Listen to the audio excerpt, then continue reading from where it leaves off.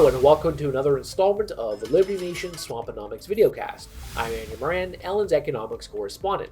Each week, I dive into the morass of top economic news stories and fish out compelling narratives, or I retrieve fallacies that have been accepted as conventional wisdom by the swamp creatures for years. This week, there is big trouble in Little Turkey. For the second time this year, the Turkish Lira suffered a monumental collapse, recording another record low against the United States dollar, the euro, and a couple of other currencies. In May, the lira had faced tremendous pressure from ballooning inflation, rising unemployment, a recession, and a collapse in foreign inflows, many of these occurring before the coronavirus pandemic. The central bank tapped millions from its foreign currency reserves to buy the lira and prop it up against the United States dollar. Financial regulators also prohibited foreign investors from conducting lira-denominated transactions to stop or somewhat prevent speculation and stop the short selling. The authorities' efforts resulted in the lira's collapse, although it had rebounded in the weeks after. The lira endured another crash this week, creating to 7.277 per dollar as investors sold their holdings and the central bank slashed interest rates to below the annual rate of inflation.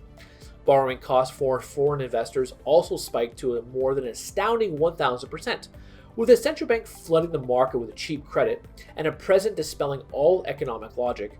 The country could face a crisis worse than in 2018, despite somewhat positive economic data in the post-coronavirus economy. A decimated lira will now trigger a lower standard of living due to diminished earning potential and reduced spending power. This could serve as a lesson that fiat money is truly a risky endeavor. The lira, as well as any other currency, whether it is from an emerging market or from a reserve currency status, can face a devastating event at any time, no matter how strong your currency is from the beginning. The United States dollar is a good example of this right now. The Federal Reserve has embarked upon an unprecedented and unlimited money printing scheme that has led even Wall Street to warn that inflation could threaten the United States dollar's global reserve currency status. And when Wall Street is ringing the old doomsday alarm about inflation, the very thing that benefits these investment titans, something is wrong in the United States economy today. A fiat money is backed by nothing. It is managed by the whims of a central bank, and as we have seen, the smartest men and women in the room are hanging on by the skin of their teeth, printing any amount to see what works and what doesn't, and then throwing these freshly printed money at the wall to see what sticks. While the talk of a currency war has died down in recent months amid the coronavirus pandemic, the race to zero has already started. It may be time to start thinking about hanging on to your gold coins and your silver bars. That's it for me this week.